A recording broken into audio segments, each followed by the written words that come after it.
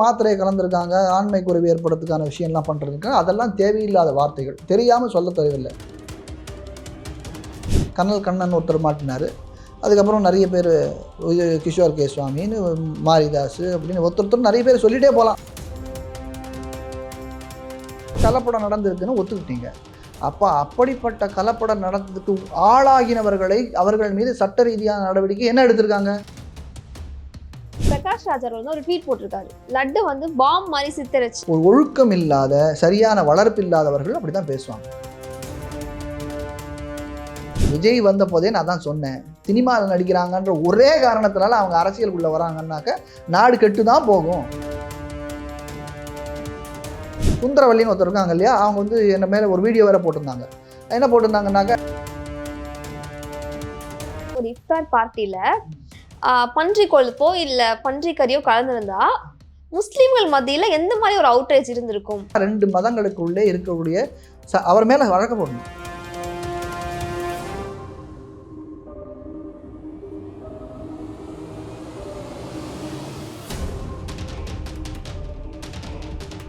எல்லபெஞ்ச் நேயர்களுக்கு வணக்கம். இன்றைய சிறப்பு விருந்தினர் ரங்கராஜன் நரசிம்மன் அவர்கள். வணக்கம் சார். ஸ்ரீமதி ராமானுஜன் சார், இயக்குனர் மோகன்ஜி அவர்கள் கைது செய்யப்பட்டிருக்காங்க. அவர் பேசின வீடியோவும் நீங்க கண்டிப்பா பார்த்துருப்பீங்க.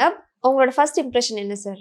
தேவையில்லாத பேச்சு என்னை பொறுத்த வரைக்கும். அது ஒரு விஷயமா உண்மையை தெரியாத சமயத்தில் அவரே சொல்கிறார், அதில் இது செவி வழி வந்த செய்தின்னு சொல்கிறார். செவி வந்த செய்தினாக்கா முதல்ல வெரிஃபை பண்ணாமல் இவ்வளோ பெரிய ஒரு பொசிஷனில் இருக்கிற இன்ஃப்ளூயன்சர்னு சொல்லலாம் அவர். ஏன்னா படம்லாம் எடுக்கிறார் இல்லையா, பிரபலமானவர். அவர் சொல்கிற வார்த்தைக்கு மதிப்பு ஜாஸ்தியாக தான் இருக்கும். அதனால் அவர் கொஞ்சம் ஜாக்கிரதையாக பேசித்தான் ஆகணும். அவர் உண்மையாக அவருக்கு தெரிஞ்சிருந்தனாக்கா உண்மையை சொல்லலாம், சட்ட ரீதியாக நடவடிக்கை எடுத்திருக்கலாம். அதை விட்டுட்டு ஆனால் அவர் அதில் எந்த கோவில் பற்றியும் அவர் சொல்லலை. அது ஜென்ரலாக நான் பார்த்த வரைக்கும் அதில் ஃபுல் வீடியோலாம் நான் பார்க்கல, யாரோ ஒரு கிளிப் அனுப்பினதை நான் மட்டும் பார்த்தேன். அதில் பஞ்சாமிர்தம்னு சொல்கிறாரு, ஒரு பிரசித்தமான கோவில்னு சொல்கிறாரு ஒழிய இந்த கோவில் இந்த பஞ்சாமிர்தம்னு சொல்லலை.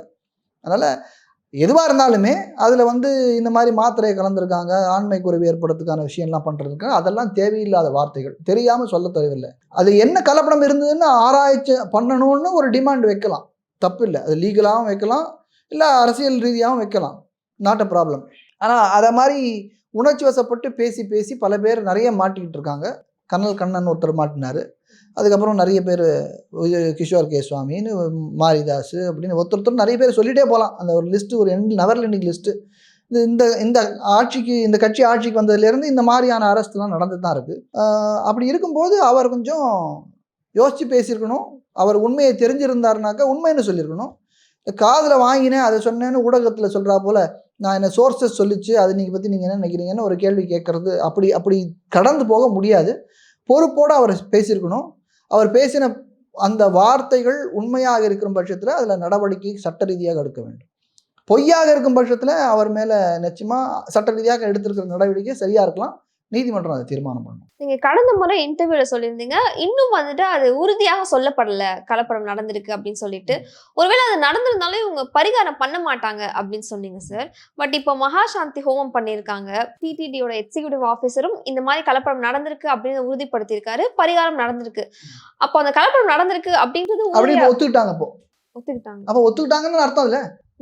அதான் நான் அன்றைக்கே சொன்னேன், ஒத்துண்டாலும் தப்பு, ஒத்துக்கலைனாலும் தப்பு. நான் அன்றைக்கி தான் சொன்னேன், இவங்க பண்ணினாலும் தப்பு, பண்ணலைனாலும் தப்பு. இப்போ பண்ணிட்டீங்கன்னா அப்போ கலப்படம் நடந்திருக்குன்னு ஒத்துக்கிட்டீங்க. அப்போ அப்படிப்பட்ட கலப்படம் நடந்ததுக்கு ஆளாகினவர்களை அவர்கள் மீது சட்ட ரீதியான நடவடிக்கை என்ன எடுத்திருக்காங்க? இனி வரைக்கும் ஏதாவது எடுக்கப்பட்டதா? இல்லை சார், எடுக்கல. ஏன் எடுக்கல? இல்ல, அந்த நெய் சப்ளை பண்ண ஏஆர் டைரி அப்படின்ற நிறுவனத்துல இன்ஸ்பெக்ட் பண்ணிருக்காங்க. அது இன்னும் மூர்ச்சிதமானதுக்கு அப்புறம் அப்ப அதுக்கெல்லாம் பண்ணதுக்கு அப்புறம் சொல்லலாம் இல்லையா? பிரச்சனை என்னன்னா, சம்பிரதாயத்துப்படி நிறைய பேருக்கு சாஸ்திர விஷயங்கள் தெரியாது. சாஸ்திரத்தில் இந்த பரிகாரம் பண்ணுறது பிராயச்சித்தம்னு சொல்கிறாங்க. இந்த பிராயச்சித்தம் பண்ணுறது எதுக்குன்னா, செஞ்ச பாவத்திலேருந்து விடுபடுறதுக்காக இல்லை, பாவம் செஞ்சுட்டேன்னு வருந்துறதுக்காக. ஒரு வருத்தத்தை தான் நம்மளால் தெரிவிக்க முடியும். நாம் ஒரு வருத்தத்தை தெரிவிச்சிட்டோம், சாரி கேட்டுட்டோன்றதுனாலேயே நம்ம செஞ்ச தவறெல்லாம் சரியாக போயிடுமா? ஒருத்தரை நான் கொன்னுடுறேன், ஐயோ உங்களை கொன்னுட்டேன் சாரின்னு சொன்னாக்க, அவர் அந்த பாதிக்கப்பட்டவர்கள் நம்மளை விட்டாங்க, அவங்களுடைய பெருந்தன்மைன்னு சொல்லுவோம் இல்லையா? உடனொன்ற அவசியம் இல்லை, சாரி கேட்டாலே சரியாயிடாது. அதனால் இந்த பிராயச்சித்தம் பண்ணதுனாலே எல்லாம் சரியாக போயிடுதான்னா இல்லை. ஆனால் வருத்தப்படுகிறோம், இந்த மாதிரி பெருமானே உனக்கு ஒரு அபச்சாரத்தை செஞ்சிட்டோம், எங்களை மன்னித்து அருள்வாங்க அப்படின்னு ஒரு கேள்வி கேட்கறது. இது தமிழில் சாதாரணமாக சொல்கிறேன். இதுக்கு ஒரு ஒரு வழிமுறையோடு அதை செய்கிறாங்க. பூஜை பரிகாரங்கள்லாம் செய்கிறாங்க. அப்போது இது செஞ்சதுனாலேயே நம்ம செஞ்ச பாவத்திலேருந்து விடுபடல, அந்த பெருமானுடைய கருணையினால் மட்டும்தான் நம்ம விடுபட போகிறோம். அந்த கருணை மனதார நாம் தவறு செய்தோம் என்று ஒப்புக்கொண்டு இனிமேல் வரக்கூடாது, செய்யாமல் பார்த்து கொள்கிறோம் என்ற சத்தியத்தையும் கூட செய்யணும். அதை செஞ்சுட்டாங்களா? இன்றைக்கி வர நெய்யெல்லாம் சுத்தமான நெய்யா? இன்றைக்கி வாங்குகிற நெய்யோடைய விலை என்ன? ஒரு கிலோ அதே 450 ரூபா தானே, மிஞ்சி போனால் 500 ரூபா. 500 ரூபாய்க்கு நெய் வராதுன்னு நான் அன்றைக்கே சொன்னேன். நான் அன்றைக்கி சொன்னபோது 10 லிட்டர்னு நான், அதுக்கப்புறம் கொஞ்சம் ஆராய்ச்சி பண்ணதுக்கப்புறம் நான் பேசினதுக்கப்புறம் குறைஞ்சபட்சம் 30 லிட்டர் பால் வேணும் 1 கிலோ நெய் வரத்துக்கு அப்படிங்கிறாங்க. 30 லிட்டர் பால்னா இன்றைக்கி 50 ரூபா 1 லிட்டர்னாக்கா 1500 ரூபா பால் விலையாயிடுது. பால் விலையாக 1500 ரூபா இருக்கும்போது நெய் எப்படி 500 ரூபாய்க்கு விற்க முடியும்? அப்போ அதில் கலப்படம் இருக்கத்தான் இருக்கும். அப்போ அந்த பால் வந்து சுத்தமான பால் இல்லை. அப்போ வெஜிடபிள் மில்க்கு மற்ற மில்கெல்லாம் சேர்ந்து வருது.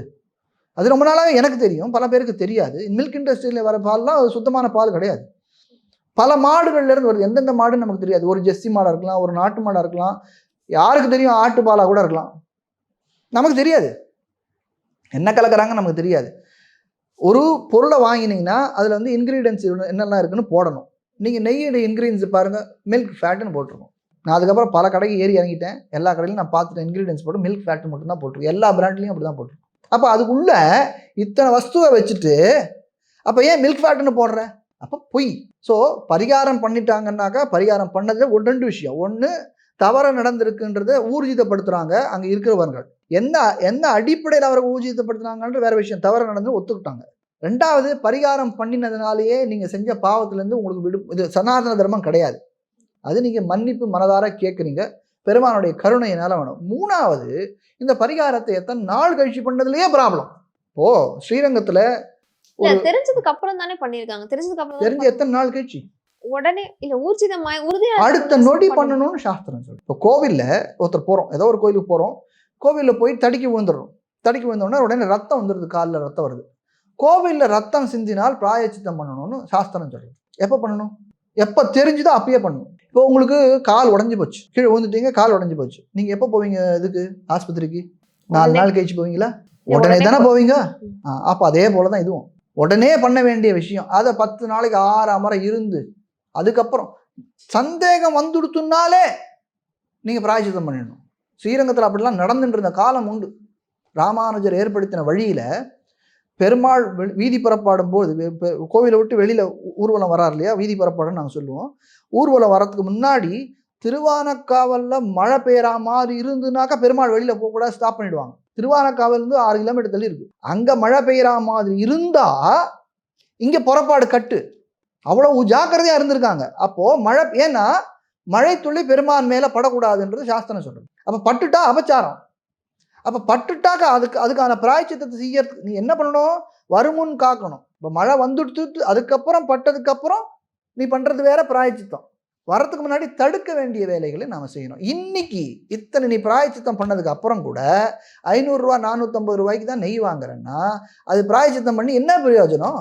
ஊரை ஏமாத்துற வேலை தான் இதுவும். இந்த விஷயம் நடந்தது தெரிய வந்ததுக்கு அப்புறம் நீங்க எல்லா இடத்துலயுமே சொல்ற விஷயம், சட்ட ரீதியான நடவடிக்கைகள் எடுக்க வேண்டியதுதானே, ஏன் இப்படி அரசியல் ஆக்குறாங்க அப்படின்னு சொல்லியிருந்தீங்க. நீங்க நிறைய விஷயத்த சட்ட ரீதியா தான் அணுகுறீங்க. எத்தனை விஷயம் மக்களுக்கு தெரிய வந்திருக்கு? இது அரசியல் ஆக்குறதுனால தானே மக்களுக்கு எல்லா விஷயமும் தெரியுது. நான் எந்த அரசியல் ஆக்குறதுனா அது கிடையாது தப்பு. ஊடகங்கள் எதை வெளியில கொண்டு வரணும்னு நினைக்கிறாங்களோ அதை மட்டும்தான் கொண்டு வராங்க. அதுதான் பிரச்சனை. நான் எத்தனை நாளாக உங்களுக்கு பேசிட்டு இருக்கேன். அது எதை காமிக்கணும் அப்படின்றது ஊடகங்கள் மூலியமாக தான் மக்கள் அதை கன்சியூம் பண்ணுறாங்க. அது அரசியலானா மட்டும்தான் ஊடகங்கள் கவர் பண்ணணும்னு அந்த ஊடகங்கள் வச்சுன்னு இருக்கு.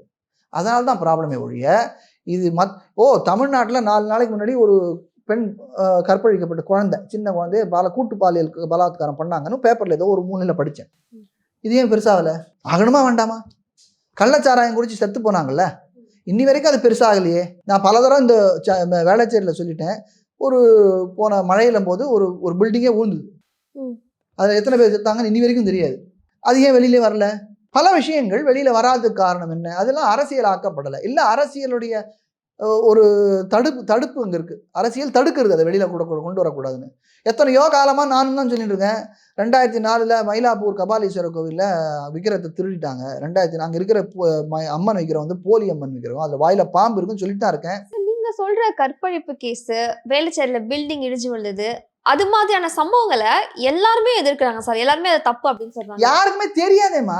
இல்ல சார், இப்போ திருப்பதி லட்டு விஷயத்துல சில இடதுசாரி சேர்ந்த நபர்கள் வந்துட்டு அதை கிண்டல் பண்றாங்க சார். உதாரணத்துக்கு பிரகாஷ் ராஜ் அவர் வந்து ஒரு ட்வீட் போட்டிருக்காரு. லட்டு வந்து பாம் மாதிரி சித்தரிச்சு you can detonate anything any time அப்படின்னு போட்டிருக்காரு. சோ இந்த விஷயம் கிண்டல் பண்ணும்போது அதுக்கு எதிர்வினையா வந்துட்டு இவங்க அரசியல் ஆக்க தானே சார் செய்வாங்க. அது வந்து அறிவில்லாத, நெறி இல்லாத, ஒரு ஒழுக்கம் இல்லாத, சரியான வளர்ப்பு இல்லாதவர்கள் அப்படித்தான் பேசுவாங்க.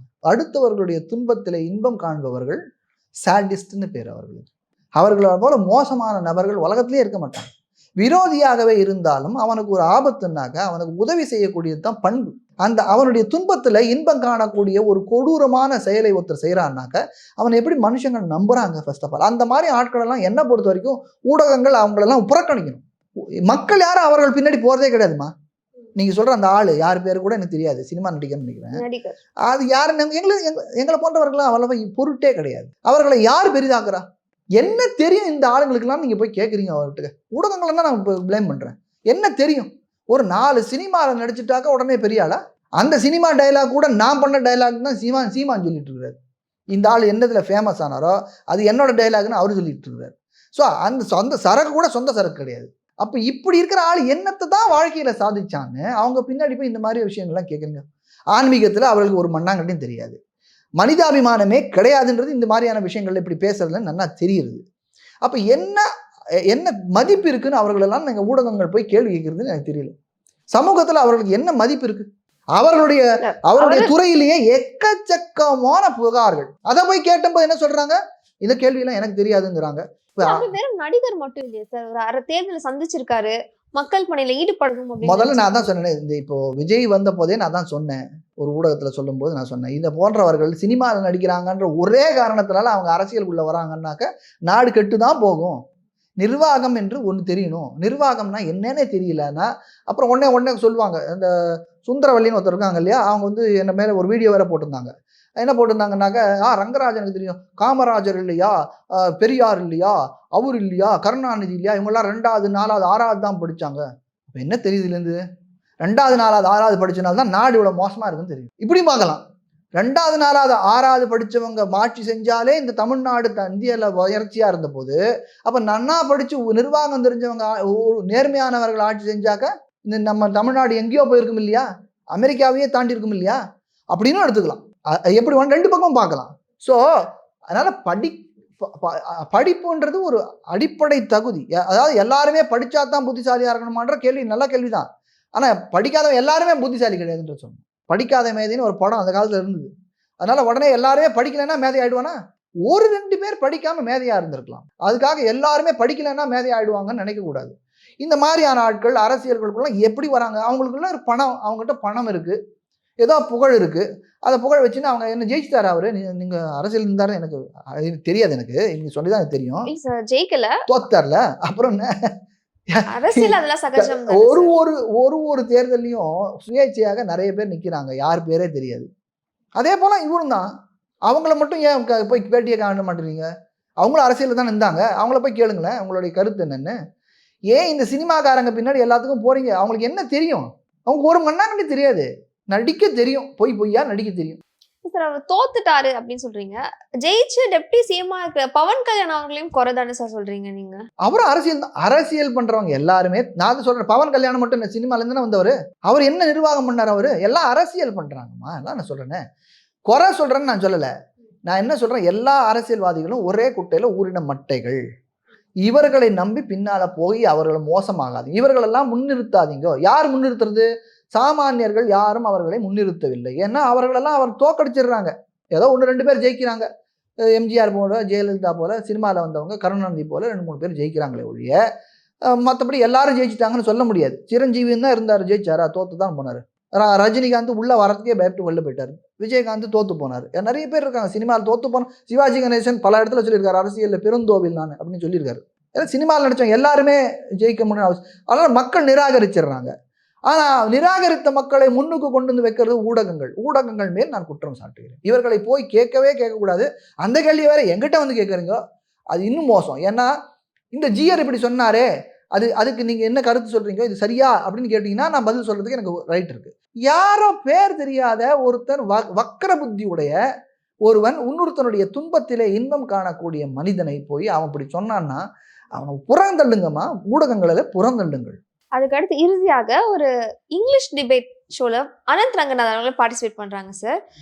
அவர் சொல்லியிருந்த ஒரு கருத்து, ஒருவேளை ஸ்டேட் ஸ்பான்சர் பண்ற ஒரு இஃப்தார் பார்ட்டியில பன்றி கொழுப்போ இல்ல பன்றி கறியோ கலந்திருந்தா முஸ்லிம்கள் மத்தியில எந்த மாதிரி ஒரு அவுட்ரேஜ் இருந்திருக்கும், அது மாதிரி இந்த விஷயத்துக்கு நடந்திருக்க வேண்டியது, இது இன்னும் நடக்கலையே அப்படின்னு ரொம்ப ஆதங்கப்பட்டு சொல்றாரு. என்ன சொல்ல வர்றாரு அவரு? எல்லாரும் போய் வெளில போய் சண்டை போடணுன்றாரா? ரெண்டு பக்கமும் எந்த எந்த எந்த மதமா இருந்தாலும் சரி இப்படிதான் பேசுறது தான் தப்பு. இதுதான் ரெண்டு மதங்களுக்கு உள்ளே இருக்கக்கூடிய அவர் மேல வழக்க போடணும். ஆனந்த் ரங்கநாதன் மேல வழக்க போட்டு உள்ள தள்ளணும். இது தேவையில்லாத பேச்சு. இல்ல அவர் ஒப்பீடு கரெக்ட் தானே சார்? எப்படி ஒப்பீடு பண்ண முடியும்? எதுக்கு எப்படி ஒப்பீடு பண்றீங்க? ஒரு இடத்துல ஒண்ணு நடந்துன்னா அதை தனியா பாருங்க, இன்னொரு இடத்துல ஒண்ணு நடந்தா அதை தனியா பாருங்க. உங்களுக்கு ஆதங்கம் இருக்கலாம், இந்துக்களே அவர்கள் செய்ய எதிர்ப்பு காமிக்கல, உங்களுடைய தவறு நீங்க சரியா சொல்லணும்ன்றது சொல்ற வரைக்கும் சரி. அவர்கள் செய்யறார்களே அதே போல நீங்க ஏன் செய்யலன்னு எப்படி சொல்லலாம்? அப்ப ரெண்டு புறமும் தப்பு. இல்ல அவ்வளவு கோபம் வந்திருக்க வேண்டாமா அப்படிங்கிறது அவரோட ஆதங்கம். அவர் எங்கேயாவது ஒரு நாளைக்கு வெளில வந்து தான் பேசியிருக்காரு. அவர் வந்து டார்வினியன் ஏத்திஸ்ட்னு சொல்லி பார்த்தேன். அப்படின்னா என்னன்னு இது வரைக்கும் அவர் எங்கேயுமே விளக்கம் கொடுக்கல. அவர் ஒரு நாத்திகவாதி. அவருக்கு என்னது இந்துக்களை பத்தி இது சண்டையை மூட்டுற வேலைன்ற. நான் இந்த ஆனந்த் ரங்கநாதன் அந்த படிச்சாலும் புத்தி இல்லைன்றதுக்கு அந்த மாதிரியான ஆட்கள் ஒரு உதாரணம். ஜனரஞ்சகமாக பேச தெரியும், பாயிண்டா பேச தெரியும், வேகமா பேச தெரியும்னாக்கா அவர்கள் சொல்றது எல்லாமே சரியாயிடாது. இதை போன்ற பேச்சுக்களை நான் ஒத்துக்கவே மாட்டேன். இல்ல சார், எல்லாராலுமே வந்துட்டு தெருவுல வந்து போராட முடியாது. உங்களோட போராட்டம் அப்படின்றது சட்ட ரீதியாக இருக்கு, அவரோட போராட்டம் அப்படின்றது டிபேட்ல பங்கேற்று பேசுறதா இருக்கலாம். அது என்னத்துக்கு லாபம்னு சொல்றேன். டிபேட்ல பங்கெடுத்து பேசுறதுக்கு என்ன லாபம்? இந்த உலகத்துல கருத்து மக்களுக்கு அது என்ன நடக்கிறதுனாக்க நாட்டுல அன்ரெஸ்ட் கொண்டு வருது, மக்களுக்கிடையே குழப்பத்தை கொண்டு வந்து சேர்க்கறது தான் அந்த டிபேட்டுடைய வேலை. டிவியில வர விவாதங்களுடைய ஒரே நோக்கம் என்ன? மக்களை குழப்பியே வைத்திருக்க வேண்டும், அவ்வளவுதான். தெளிவு பெறுவதற்காக ஏதாவது ஒரு விவாதம் நடந்திருக்கா சொல்லுங்க. ஏதாவது ஒரு விவாதம், எந்த விவாதம், எந்த சப்ஜெக்ட் வேணா எடுத்துங்க, அந்த விவாதம் முடிவில் இதுதான் தெளிவு அப்படின்னு எங்கேயா பட்டிமன்றம் முன்னாடிலாம் நடத்துவாங்க நம்ம ஊர்ல, அது விவாதம் தான். அந்த விவாதத்து முடியல நடுவர் வந்து ஒரு இதுக்கு பக்கம் இல்லாம அந்த பக்கம் இல்லாம ஒரு தீர்ப்பு சொல்லிட்டு போறா போல, இந்த விவாதத்துல இதுல தீர்ப்பே சொல்லாம டைம் ஆயிடுச்சு அதனால முடிச்சிடறோம் அப்படின்னு சொல்லிட்டு அப்படியே போட்டு அடுத்த வேலைக்கு ஓடுறது. இதெல்லாம் விவாதமா? வெட்டி தின்ன பேச்சுக்கு இன்னைக்கு விவாதம்னு பேச்சு. இல்ல ஒரு முடிவுக்கு வர முடியாது சார். ஆனா ரெண்டு பக்கம் நியாயம் தர்மங்களை கேட்கலாம் இல்லைங்க. இவர்கள்ல யாராவது ஒருத்தர் சட்ட ரீதியாக என்ன செய்தார்கள்? ஆனந்த் ரங்கநாதன் தனக்கு சந்தோஷமா நான் விவாதத்துல மட்டும்தான் இருப்பேன்னா எல்லாருமே விவாதத்துக்கு போயிடுறோம். அப்ப யார் தான் செய்ய போறா? அப்படி ஒரு வாழ்க்கையிலே பொருளாதார ரீதியில உயர்ந்தவர், ஊடகங்களிலே தனக்கு வந்து இது இருக்கு, சட்டம் தெரிந்தவர், எல்லாம் புரியுது, எல்லாம் ஆர்கியூலாம் பண்றீங்க, டிவிலாம் பண்றீங்க, ஒரு கம்ப்ளைண்ட் எழுதி போடுங்களேன். உங்களை நான் கோர்ட்டுக்கு போக சொல்லலை, நீங்க சொல்ற ஒரு குற்றச்சாட்டுக்கு ஒரு கம்ப்ளைண்ட் எழுதி போடுங்க, அதுதான் சரி. நீங்க என்ன வழி நடத்தணும்? மக்களே நீங்கள் அனைவரும் சேர்ந்து தார்மீக ரீதியாக ஆயிரக்கணக்கான புகார் கடிதங்களை எழுதி அனுப்பவும் சொல்லுங்களேன். ஏன் வன்முறையை தூண்டுறதுக்கு விதமாக நீங்க ஏன் பேசுறீங்க? இது பேச்சுல வந்து தெரியல. ஆனா என்ன நடக்கிறது? ரெண்டு பக்கமும் தப்பு சொல்றார். மாற்று மதத்தினவரை அவர்கள் வன்முறைக்காரர்கள் என்று சொல்லாமல் சொல்லுகிறார், இந்துக்களை உங்களை உதவாக்கற அப்படின்னு சொல்லாமல் சொல்லுகிறார். ரெண்டு பேரையுமே இழிவுபடுத்துறீங்க. நீங்க ரெண்டு பேரையுமே இழிவுபடுத்துறீங்க. மற்றவர் வன்முறையை கையில் எடுக்கிறார்கள் என்றால் வன்முறை எடுக்காதீங்கன்னு அவர்கள் சொல்லணும். இவர்கள் ரொம்ப சோம்பேறியா அப்படியே ஒண்ணும் இல்லாம சும்மா இருக்கீங்கன்னாக்க தயவு செஞ்சு உங்களோட பெருமையை எடுத்துக்கோங்கன்னு சொல்லணும். தப்பு இல்லை. இது வரைக்கும் சொல்றது என்ன தப்பு இருக்கு? சட்ட ரீதியாகவோ இல்லை உங்களுக்கு முடிஞ்சா நீங்க வாசல்ல நின்று தார்மீகமாக போராடுங்கள், உங்களுடைய எதிர்ப்புகளை சொல்லுங்கள், சொல்லலாமே. இவர் முன்னாடி நின்று நடத்தி காமிக்கலாமே. ஏன் நடத்துறது இல்லை? விவாதத்தில் அவங்களுக்கு துட்டு தராங்க, போய் நின்று பேசுறாங்க, அவ்வளோதான். அவங்க பேச்சிலேயே அவங்களுக்கு அது அவ்வளோதான், அவங்களுடைய காலமே அப்படியே ஓடும். நீங்கள் விவாதத்தில் அதுவும் நார்த் இந்தியாவில் இருக்கிற இந்த ஹிந்தி ஊடகங்களில் இருக்கிற பல பேருடைய பொழப்பே தான். சாயங்காலம் ஆச்சுன்னா விவாதத்தில் போய் உட்காந்து டைம் பாஸ் பண்ணுறது. எந்த டாபிக் வேணாலும் எல்லாத்துலையும் தெரிஞ்ச மாதிரி பேச வேண்டியது, எதுலேயுமே ஒழுங்காக தெரியாது. இந்து மதத்திற்கு விரோதியாக இருக்கக்கூடிய நாத்திகன் இந்து மதத்துக்கு ஆதரவாக பேசுகிறான்னு சொன்னால் அதெல்லாம் நீங்கள் நம்புறீங்க? தன்னை நான் சொல்லலை, ஆனந்த் ரங்கராஜன் தன்னை தானே ஒவ்வொரு விவாதத்திலையும் ஐ எம் டார்வினியன் ஏத்திஸ்ட்னு சொல்றார். ஏத்திஸ்ட்னா நாத்திகவாதின்னு அர்த்தம், கடவுள் நம்பிக்கை அற்றவர்னு அர்த்தம். கடவுள் நம்பிக்கை அற்றவர் எப்படி இந்துவா இருக்க முடியும்? முதல்ல பிரச்சனை தான். உங்களோட பல கருத்துக்களை எங்களோட பகிர்ந்துகிட்டதுக்கு ரொம்ப நன்றி சார். ஸ்ரீமதி ராமாவதன்.